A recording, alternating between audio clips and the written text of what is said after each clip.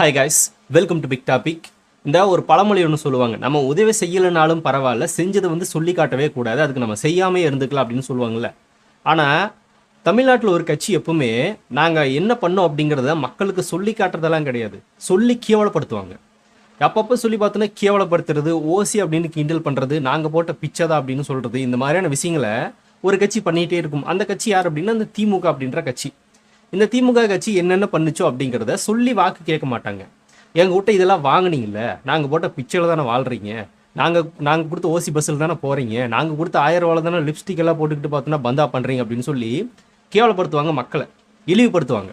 திமுக சேர்ந்த MLA MP இவங்கெல்லாம் பேசிகிட்டு இருப்பாங்க.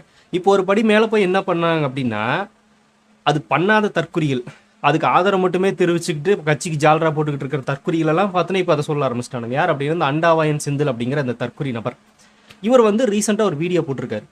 என்ன ஆதங்கத்தில் போட்டிருக்காரு அப்படின்னா, விஜய்க்கு போய் பல வாக்குகள் விழுந்துருச்சு, விஜய்க்கு எல்லாருமே ஓட்டு போட்டாங்களே, திமுகவுக்கு யாருமே போடலையே, நம்ம அந்த முரட்டை மட்டும் கொடுத்தோமே, பத்திரிகையாளன்ற பேரில் திமுகவுக்கு அவ்வளோ வேலை செஞ்சோமே, ஆனால் யாருமே திமுகவுக்கு ஓட்டு போடாமல் பூரா நம்ம தளபதி விஜய் அவர்களுக்கு ஓட்டு போட்டிருக்காங்களே, தாவேக்காவுக்கு ஓட்டு போட்டிருக்காங்களே அப்படின்ற ஒரு வைத்தறிச்சலில் இதை பேசிக்கிட்டு இருக்கா. அதை அவனே சொல்கிறான். யார் போட்டிருக்காங்க? எல்லாருமே இதை போட்டிருக்காங்க. அவரோட பார்வை யாராக இருக்குது அப்படின்னா ஐடியில் வேலை செய்கிறவங்க. ஐடியில் வேலை செய்கிற நபர்கள் எல்லாருமே விஜய்க்கு தான் வாக்கு செலுத்தினாங்க அப்படிங்கிறத பல பேர் சொன்னாங்க. பல பேர் சொல்லி இந்த அண்டாவாயனுக்கு தெரிஞ்சிருச்சு போல, அதை கேட்டிருக்காப்புல. அதுக்கு அவர் சொல்ற விஷயத்த பாருங்களேன், எவ்வளவு கேவலமா இருக்குன்னு. ஐடி கம்பெனில வேலை பார்க்கிற பலரும் தாவேகாவுக்கு சென்னை வாக்களித்திருக்கிறார்கள். இவன் எவனாவது சோத்துல முன்னாடி தட்டுல சோறு போட்டு உட்கார்ந்துருப்பான், அந்த சோத்தை சாப்பிடறாங்க, அந்த சோறுல உப்பு போட்டு சாப்பிடறாங்க, அந்த சோறு திராவிட முன்னேற்ற கழகம் அவனுக்கு தந்த சோறு.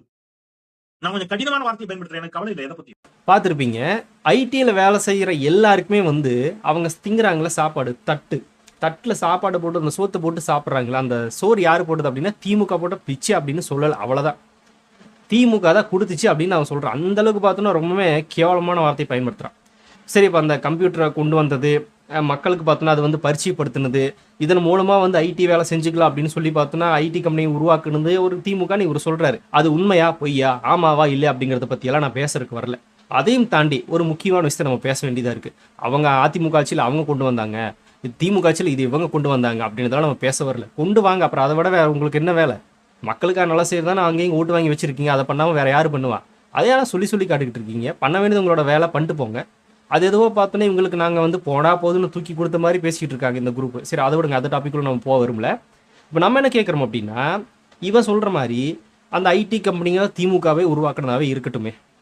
அப்படி திமுக உருவாக்குச்சு அப்படின்னா திமுகவுக்கு மட்டும்தான் வாக்கு செலுத்தணும் அப்படின்னு ஏதாவது பார்த்தோம்னா பத்திரம் எழுதி கொடுத்துருக்காங்களா? இல்லை எல்லாருமே இவங்க நினைக்கிறபடி தான் வாக்கு செலுத்தணுமா? வேற எந்த கட்சிக்குமே வாக்கு செலுத்தவே கூடாதா? இவங்க என்ன மைண்ட் செட்டில் இருக்காங்க? இது என்ன பார்த்தோன்னா, அப்போ பிஜேபி நம்ம சொல்லுவோம் மத அரசியல் பண்ணுறாங்க, இவங்க அதிகார திமிரில் ஆடுறாங்க அப்படின்னு சொல்லி பார்த்தோன்னா திமுக பேசும். அப்போ இவங்க எந்த திமிரில் ஆடிட்டு இருக்காங்க? இவங்களும் பார்த்தோன்னா அதே திமிரில் ஆடிட்டு இருக்காங்க. என்ன சொல்கிறாங்க? ஐடி கம்பெனியெல்லாம் தமிழ்நாட்டில் வரக்கு முக்கியமான காரணம், கம்ப்யூட்டர்ன்றதே எல்லாருமே தெரிஞ்சுக்கிறதுக்கு முக்கியமான காரணம் யார் அப்படின்னா கருணாநிதி தான், திமுக ஆட்சி தான் அப்படின்னு அவர் பேசுகிறாரு. சரி, இப்போ இவர் சொல்கிற பாயிண்ட் ஆஃப் வியூல வச்சுப்போமே, அது ஆமாவா இல்லைன்றதை பற்றியெல்லாம் நான் சொல்ல வரல. இவர் சொல்கிற பாயிண்ட் ஆஃப் வியூல நம்ம வச்சுட்டு இன்னொரு கேள்வி இந்த தற்கொலைகிட்ட நம்ம கேட்குறோம். நீ அதை கொடுத்துட்ட அப்படின்றக்காக இந்த பக்கம் எங்ககிட்ட எல்லாத்தையும் பிடுங்கிட்டு இருக்கியே, ஏன் பிடுங்குற? இதை கொடுத்துட்டா சரி, ஓகே, ஊழல் பண்ணுறீங்க, கொள்ளையடிக்கிறீங்க, வரியை ஏற்றுறீங்க, மக்களுக்கு பாதுகாப்பு இல்லை, பெண்களுக்கு பாதுகாப்பு இல்லை, ஒரு ஆட்சியில் பார்த்தோன்னா நடக்கக்கூடாத விஷயங்கள்லாம் நடக்குது. சின்ன சின்ன பசங்களாம் பார்த்தோன்னா அருவாள் எடுத்துகிட்டு ரோட்டில் வெட்டுறாங்க, போதைப் பொருட்கள் உள்ள வருது, குழந்தைங்களை சீரழிக்கமான விஷயங்கள் வருது. திமுக கட்சி அந்த தற்கொலை ஒருத்தர் 2.5 வயசு குழந்தை பார்த்தோன்னா பாலியல் வன்புணர்வு பண்ணி சாகடிச்சிட்டான். இந்த மாதிரி பல திமுக நபர்கள் இருக்காங்க.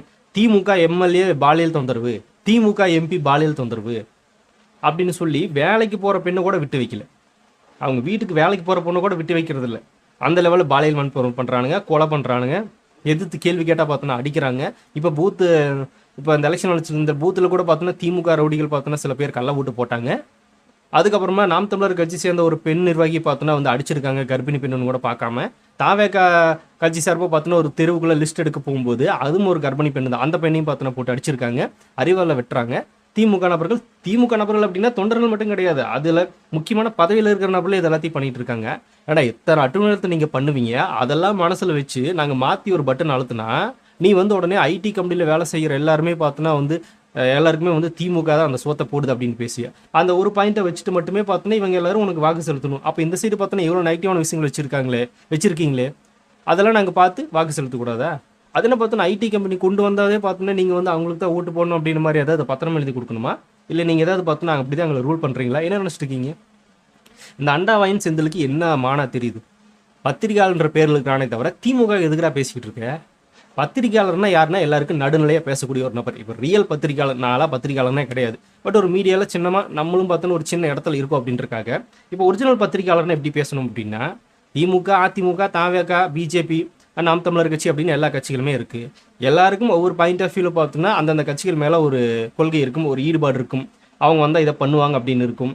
இல்லைனா மாற்றம் தேவைன்னு சொல்லி பார்த்தோன்னா விஜய் அவர்கள் கட்சிக்கு வாக்கு செலுத்துகிற நபர்களும் இருப்பாங்க. இந்த மாதிரி அவங்களோட பாயிண்ட் ஆஃப் வியூவில் அந்தந்த கட்சிகளுக்கு பார்த்தோன்னா ஒரு பாசிட்டிவான விஷயத்தை வச்சிருப்பாங்க. அப்படி இருக்கிறப்ப அவங்களோட வாக்கு சதவீதம் ஒவ்வொரு கட்சிக்கு போகுது. அதை வந்து நம்ம குறை சொல்ல முடியாது, அது அவங்களுடைய உரிமை. அது எல்லாத்தையும் தாண்டி அதிகமாக மக்கள் யார் எந்த கட்சி மேலே நம்பிக்கை வச்சிருக்காங்க, அந்த கட்சிக்கு வாக்கு செலுத்துற கட்சி ஜெயிக்க போகுது அப்படின்னு சொல்லி ஒரு நடுநிலையான ஆளாக ஒரு பத்திரிகையாளனை இதை பார்த்தோன்னா கடந்து போகணும்.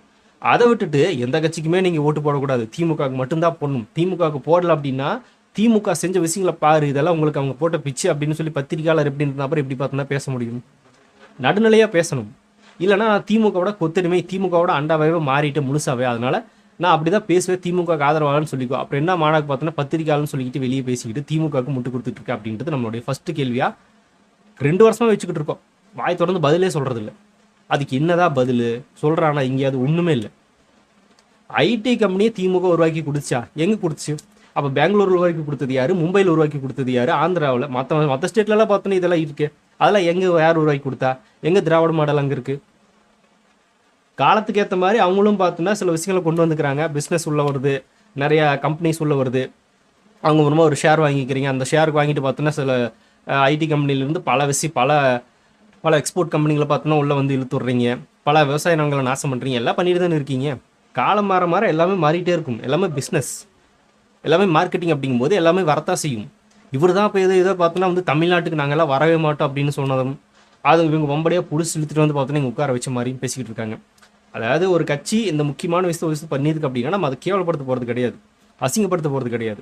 ஆனால் இவங்க அந்த ஒரு நல்லது பண்ணிட்டாங்க அப்படின்றக்காகவே இந்த பக்கம் 1008 கெட்ட விஷயங்களை பண்ணிட்டு இருக்காங்க, 1008 நைட்டிவான விஷயங்கள் நடந்துட்டு இருக்கு. மக்களுக்கு பார்த்தோன்னா மிகப்பெரிய ஒரு தொந்தரவாக இருக்குது. அப்படி இருக்கிறப்போ இந்த ஒரு விஷயத்தை மட்டுமே பார்த்துக்கிட்டு இந்த விஷயங்களால் என்ன நடந்தாலும் பரவாயில்ல, என்னமோ பண்ணிட்டு போகிறாங்க, எனக்கு வேலை கிடச்சிருச்சு, நான் ஐடியில் வேலை செய்கிறேன், அதுக்கு திமுக தான் காரணம், எனக்கு வேலை கிடச்சிருச்சு, என் லைஃப் செட்டில் அப்படின்னு சொல்லி ஓட்டு போட்டுக்கிட்டே இருக்கணுமா? இது என்ன மாதிரியான ஒரு மனநிலைமை? இது அதிகார ஆட்சி, மன்னராட்சி. இது வந்து திராவிட மாடல், சமத்துவ மாடலாம் கிடையாது. இது வந்து ஒரு மன்னராட்சி. பிஜேபி இப்படி சொல்லுவாங்க, இவங்க தான் பார்த்தோன்னா இப்போ அதை பண்ணிட்டு இருக்காங்க. டேரெக்டாக சொல்கிறாங்க. இப்போ பார்த்தோன்னா வந்து அல்ல கைகளால் வச்சு பேச விட்டுருக்கு இந்த திமுக.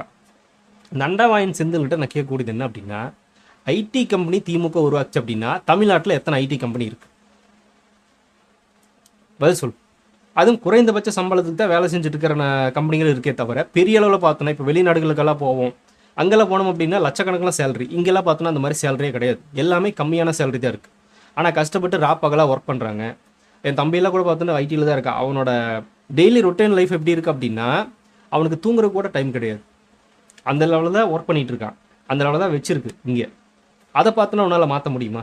திமுக அப்படின்ற ஒரு கட்சினால் மாற்ற முடியுமா? முடியாது. ஏன்னா நீங்கள் கமிஷன் வாங்கிட்டு பார்த்தோன்னா எங்கள் வந்துங்க அப்படின்னு சொல்லி வேலை பார்த்துட்டு போயிடுவீங்க. ஐடியில் உண்மையாலுமே பார்த்தோன்னா ஒரு மிகப்பெரிய டெவலப்மெண்ட்டை திமுக ஆட்சி கொண்டு வந்திருக்கானா? ஒன்றும் கிடையாது. அந்த மாதிரி எதுவுமே கிடையாது.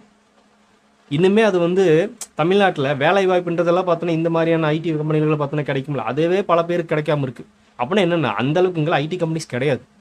அப்படிலாம் இருந்துச்சு அப்படின்னா ஏன் வெளிநாட்டில் போய் பார்த்தோன்னா வேலை செஞ்சுக்கிட்டு அங்கே இந்தியன் சிட்டிசன் இல்லாமல் சாப்பிட்னா லண்டன் சிட்டிசனாவோ ஆஸ்திரேலியா சிட்டிசனாவோ வாழ்ந்துக்கிட்டு இருக்காங்க தமிழர்கள். அந்த இது இங்கே இருந்துச்சுன்னா இங்கே இருந்துப்பாங்களே, அதெல்லாம் கிடையாது. ஆனால் இவங்க கொண்டு வந்து விட்டதே வந்து திமுக தான். அவங்க சாப்பிட்ற தட்டில் இருக்கிற சாப்பாடே பார்த்தோன்னா வந்து ஆனால் திமுக போட்டதா அப்படின்னு. ஒரு நாளைக்கு அந்த ஐடி ஆஃபீஸ்க்குள்ளே போயிட்டு வந்திருப்பியா? அங்கே இருக்கிற அங்கே ஒர்க் பண்ணுற இளைஞர்கள் எல்லாருமே பார்த்தோன்னா எந்த அளவுக்கு டிப்ரெஷனில் இருப்பாங்கன்றது தெரியுமா? எவ்வளோ ஒர்க் பண்ணுறாங்க, எவ்வளோ டென்ஷனில் இருப்பாங்க. அவங்களோட ரொட்டீன் லைஃபே பார்த்தோன்னா வீடு இல்லாமல் நிறைய பேர் வந்து வாடகைக்கு ரூம் எடுத்து தங்கியிருப்பாங்க. ஒரே ரூம்குள்ளே 4-5 பேர் தங்கியிருப்பாங்க. சாப்பாட்டுக்கு வழி இல்லாமல் டெய்லியுமே பார்த்தோன்னா கடையில் தான் சாப்பிடுவாங்க, வீட்டு சாப்பாடு இல்லாமல். அந்த லெவலில் தான் வந்து அவங்க கஷ்டப்பட்டு ஒர்க் பண்ணி அவங்களோட வேலையை அவங்க பார்த்துக்கிட்டு இருக்காங்க. இந்த தற்குறி அவங்களுக்கு சோரே பார்த்தோன்னா திமுக போடுதுன்னு பேசிக்கிட்டு இருந்தா இது ஐடி கம்பெனியில் ஒர்க் பண்ணுற நிறைய பேர் பார்த்தாங்கன்னா எந்த அளவுக்கு ப்ரெஷர் ஆவாங்க, டென்ஷன் ஆவாங்கன்னு நினச்சி பாருங்களேன். ப்ராஜெக்ட் அப்படின்னு கொடுத்து பார்த்தோன்னா அவங்க வந்து மிகப்பெரிய டிப்ரெஷனில் தள்ளியிருக்காங்க அப்படின்றது ஆய்வுகள் சொல்லுது. ஏன் அந்த சினிமா படங்களோட காட்டுறமே ஐடியில் என்ன ஒர்க்கு, நாங்கள் தான் மானங்கட்ட பொழப்ப பொழைச்சிட்டு இருக்கோம், ரொம்பவே மோசமாக போயிட்டு இருக்கு, அதுக்கு உங்கள் மாதிரி டீ கடை வச்சா கூட பொழைச்சிக்கலாம் அப்படின்னு சொல்லி பல படங்களை கலாய்ச்சி கூட விட்டுருப்பாங்க. அந்த லெவலில் தான் இருக்குது ஐடி ஃபீல்டு. ஆனால் இவன் அவங்கெல்லாம் பார்த்தோன்னா ஏதோ ஜாலியாக இருக்கிற மாதிரியும், ஜாலியாக இருந்துட்டு பார்த்தோன்னா சொகுசாக வாழ்கிற மாதிரியும், அதெல்லாம் சாப்பாடு போட்டதே திமுக அப்படின்னு பேசிக்கிட்டு இருப்பான்னா இவன் 1ஆம் நம்பர் கொத்தடிமை, வேற எதுவுமே கிடையாது. எந்த அளவுக்கு ஒரு கேவலமான வன்ம புத்தி இருந்தால் அந்த மாதிரி சொல்லி காட்டுவான்னு நினச்சி பாருங்களேன். இந்த திமுக எப்பவுமே சொன்னதை செஞ்சதை சொல்லி காட்டிகிட்டே இருக்கும். இதுதான் அவங்களோட வேலை, இதுதான் அவங்களோட அரசியல். எடப்பாடி அவர்கள் ரீசெண்டாக பார்த்தோன்னா இந்த தேர்தலில் தான் பிரச்சாரம் பண்ணார். கேவலமாவோ இழிவாவோ ஆபாசமாவோ பார்த்தோன்னா பெரியவர்கள் சொல்லி காட்டவே இல்லை. நாங்கள் இதெல்லாம் பண்ணியிருக்கோம், நீங்கள் நினச்சி பாருங்க, எங்களுக்கு அதை நினச்சிட்டு வாக்கு செலுத்துங்க அப்படின்னு கெஞ்சாத குறையாக தான் பிரச்சாரம் பண்ணிக்கிட்டு இருந்தார். சொன்னதை ஒரு மாதிரி சொல்லி காட்டல. அவர் வந்து எப்படி சொன்னார் அப்படின்னா, நாங்கள் இதெல்லாம் பண்ணியிருக்கோம், அதிமுக ஆட்சியில் இதெல்லாம் நடந்திருக்கு, நீங்கள் கொஞ்சம் மைண்டில் வச்சுங்க, யோசிச்சு பாருங்க அப்படின்னு சொல்லி கெஞ்சாத குறையாக கேட்டு தான் அவர் ஓட்டு வாங்கினார். இந்த உதயநிதி ஸ்டாலின் போன எலெக்ஷனில் பண்ணார். 2016 பார்த்தோன்னா வந்து நாங்கள் மின்சாப்பெல்லாம் மூடிடுவோம் அப்படின்னு ஒரு அறிக்கை கொடுத்தோம், அப்போல்லாம் நீங்கள் ஓட்டு போட்டிங்களா அப்படின்னு கேட்டார். எதுக்கு? ஒரு பெண்மணி பார்த்தோன்னா நீங்கள் வந்து தயவு செஞ்சு வந்தோடனே இந்த ஒயின் ஷாப்பெல்லாம் இழுத்து மூடுங்க அப்படின்னு ஒரு வயசான பாட்டி கேட்டாங்க. அதுக்கு அவர் ரிப்ளை கொடுக்குறாரு.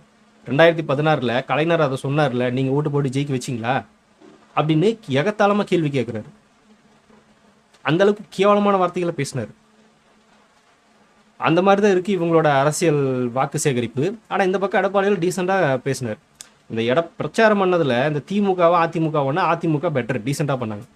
அது எடப்பாடி அவர்கள். இவங்களுக்கு எதுவுமே தெரியல, லூசுத்தனமாக பேசிக்கிட்டு மக்களை பார்த்தோன்னா இழிவுபடுத்திக்கிட்டு கொச்சைப்படுத்திக்கிட்டு பேசிட்டு தெரிஞ்ச கும்பல் தான் இது. அதில் இந்த அல்ல கைகளெல்லாம் விட்டு பேச விடுறது, ரவுடிசம் சொல்லுவாங்கள்ல, அதெல்லாம் பார்த்தோன்னா இந்த கட்சியில் நடக்குது அப்படிங்கிறத பார்த்துட்டு தானே இருக்கோம். நீங்கள் 1008 ரவுடிசம் பண்ணுவீங்க, ஆனால் ஐடி மட்டுமே மைண்டில் வச்சுட்டு மக்கள் உங்களுக்கு வாக்கு செலுத்திட்டே இருக்கணும். இதெல்லாம் மறந்துட்டு யாரா நீ அண்டாவாயாக இருந்தாலும் பரவாயில்லடா, நீ ஏதோ வேற ஏதோ நல்லா வாயில் வருது. என்ன ஒரே ஒரு பிரச்சனை, விஜய்க்கு பூரா ஐடி கம்பெனிகள் எல்லாரும் வாக்கு செலுத்திட்டாங்களே, வெளிநாடுகள் இருந்து வந்தாங்களே, எல்லாருமே வந்து விசில் சின்னம் டிவி கேக்கு தான் ஓட்டு போட்டோன்னு சொல்லிட்டாங்க. அந்த வைத்தறிச்சல், அந்த காண்டு வேற ஒன்றுமே கிடையாது. திமுகவுக்கு புக்கெல்லாம் எழுதுனேடா, நான் புக்கை கூட வாங்கி படிக்கலையான்னு. ஒரு 100 புக்காவது விற்றுருக்குமா? கடைசியில் விற்காமல் என்ன பண்ணாங்கன்னா இந்த ஆளே பார்த்தோன்னா ஒவ்வொரு திமுக நபர்களுக்கு ஃப்ரீயாக கொடுத்துக்கிட்டு இருந்தான். யாரும் படிக்கிறதுக்கு வாங்கலையாட்டுக்குது பப்ளிஷ் பண்ணி. அந்த லெவலில் இருந்துச்சு இந்த திமுகவோட முரட்டு அடிமையின் வேலை. அப்படி எல்லாம் பண்ணியும் கூட தாவேக்காக்கு ஓட்டு போயிடுச்சேன்னு பயம். அதை சொல்கிறாரு. அதெல்லாம் கொண்டு வரும்போது, கருணாநிதியெல்லாம் கொண்டு வரும்போது சிம்ரன் கூட விஜய் டான்ஸ் ஆடிட்டு இருந்தார். ஏன் அவரா முதலமைச்சர்? அப்போ யார் முதலமைச்சராக இருந்தாங்க? கருணாநிதி தான் முதலமைச்சராக இருந்தார். விஜய் ஒரு நடிகனாக தான் இருந்தார். ஏதோ அவர் முதலமைச்சராக இருந்துட்டு சிம்ரன் கூட டான்ஸ் ஆடுற மாதிரியும் பேசிக்கிட்டு இருக்கா. ஆனால் ஆட்சியிலிருந்து நீங்கள் தான் பார்த்தோன்னா இது எல்லாத்தையும் கொண்டு வந்திருப்பீங்க, கொண்டு வாங்க, அதில் என்ன பிரச்சனை? சரி, இவ்வளோ ஐடி ஃபீல்டுக்கு பார்த்தோன்னா கொண்டு வந்தோம், கம்ப்யூட்டரை நாங்கள் தான் சொல்லி கொடுத்தோம் அப்படின்னா, எனக்கு தெரிஞ்சு அதிமுக ஆட்சியில் தான் ஃபஸ்ட்டு பார்த்தோன்னா வந்து அம்மையார் ஜெயலலிதா வந்து லேப்டாப் கொடுத்தாங்க. நீங்கள் கொடுத்தீங்களா? உங்கள் திமுக ஆட்சி கொடுத்துச்சா? இந்த 5 வருஷத்துலாவது கொடுத்துச்சா? அவங்க தொடங்கி வச்ச திட்டத்தை நிறுத்தி வச்சு கடைசி 5வது வருஷம் முடியும் போது ஒரு 4 மாதத்துக்கு முன்னாடி 5 மாதத்துக்கு முன்னாடி 10 லட்சம் பேருக்கு மட்டும் கொடுத்தாங்க. அவ்வளோதான், பெரிய அளவில் யாருக்குமே கொடுக்கல. கம்ப்யூட்டரே நாங்கள் தான் கொண்டு வந்தோம், நாங்கள் தான் அறிமுகப்படுத்தினோம். 2011 வந்து அம்மையார் ஜெயலலிதா அவர்கள் அதை கொடுத்துட்டாங்க. லேப்டாப் எல்லார் கைக்கு போய் சேர்ற மாதிரி, அடித்தட்டு மக்களுக்கு கொண்டு போய் சேர்ற மாதிரி அவங்க கொண்டு வந்து அதை கொடுத்துட்டாங்க. திமுக ஆட்சி கொடுத்துச்சா? அப்போ நீங்கள் எப்படி பார்த்தோன்னா கம்ப்யூட்டர் கொண்டு வந்ததே நாங்கள் தான், அதன் மூலமாக தான் படித்து டெவலப் ஆனாங்க. எங்கேனா படித்து டெவலப் ஆனாங்க? 2011 லேப்டாப் வச்சு பார்த்தோன்னா படித்து பல பேர் பயன்பட்டுருக்காங்க. அது வந்து பண்ணது அதிமுக ஆட்சியில் நடந்துச்சு. இவங்க பார்த்தோன்னா பேர் வாங்கிக்கிறாங்க, நாங்கள் தான் கொண்டு வந்தோம் அப்படின்னு. வெக்கமே இல்லையாடா உங்களுக்கு எல்லாம்? நிஜமாலுமே அவங்க கொண்டு வந்த திட்டத்தை கூட நிறுத்தி வச்சிட்டாங்க. இந்த 5 வருஷத்தில் பார்த்தோன்னா பல இளைஞர் மாணவர்களுக்கு கிடைக்க வேண்டியது கூட கிடைக்காம போயிடுச்சு. அப்படியெல்லாம் பண்ணவங்க பார்த்தோன்னா இப்போ வந்து நாங்கள் தான் ஐடி ஃபீல்டு எல்லாமே கொண்டு வந்ததுன்னு பேசுறதுக்கெல்லாம் பார்த்தோன்னா இவங்களுக்கு எப்படி தான் மனசு வருது? மக்களுக்கு என்ன நினச்சிட்டு இருக்காங்கன்னு தெரியல, நம்மளையெல்லாம் என்ன நினச்சிட்டு இருக்காங்கன்னு தெரியல. இப்போ விஜய் வந்தால் என்ன பண்ண போகிறாரு? விஜய் வந்து என்ன பண்ணுவார்? அதை பண்ணுவார். அதனால தான் நாங்கள் ஓட்டு போட்டு உட்காந்துட்டு இருக்கோம். சரியா? ஆனால் காலங்காலத்துக்கு நீங்களே தான் ஆண்டுட்டு இருக்கணுமா? வேறு யாரும் வரவே கூடாதா? 75 வருட கட்சியை பார்த்தோன்னா கதற விட்டுருக்காரு. அதுதான் தளபதி. கூடிய விரைவில் இவங்களுக்கு வர்ற அந்த விஜயோட வாக்கு சதவீதம் அப்படிங்கிறது மிகப்பெரிய அளவில் தூக்கி வர போட போகுது. அந்த பயத்தில் தான் கதறிக்கிட்டு இருக்காங்க. கதறுங்கள், நல்லா கதறட்டும். ஆனால் இந்த ஸ்பீச்சு இந்த வேல்முருகனுக்கு மிகப்பெரிய வேல்முருகனா பேர் என்னது? செந்தில்வேல் அப்படிங்கிற இந்த அண்டாவாயனுக்கு மிகப்பெரிய பேக் ஃபயராக போகுது. வச்சு கிளிக்க போகிறாங்க எல்லாருமே. பார்ப்போம், அப்படியே கேட்டு என்ஜாய் பண்ணுவோம் என்ன நடக்குது அப்படின்னு. சரி, நீங்கள் ஒருவேளை ஐடி ஃபீல்டில் ஒர்க் பண்ணிட்டு இருந்தீங்க அப்படின்னா உங்களோட பதில் இந்த செந்தில்வேலுக்கு என்னவா இருக்கும் அப்படிங்கிறத கமெண்ட்டில் ஷேர் பண்ணிட்டு போங்க. பொதுமக்களும் ஷேர் பண்ணுங்க, ஒன்றும் பிரச்சனை கிடையாது. உங்களோட கருத்துக்கள் வரவேற்கப்படுகிறது. அப்படியே நம்ம பிக் டாபிக் சேனல் யாராவது புதுசாக பார்த்துட்டு இருந்தீங்க அப்படின்னா மறக்காம சேனலை சப்ஸ்கிரைப் பண்ணி வச்சுக்கோங்க. நிறைய டாபிக்ஸ் நம்ம சேனலில் தொடர்ந்து வரும்.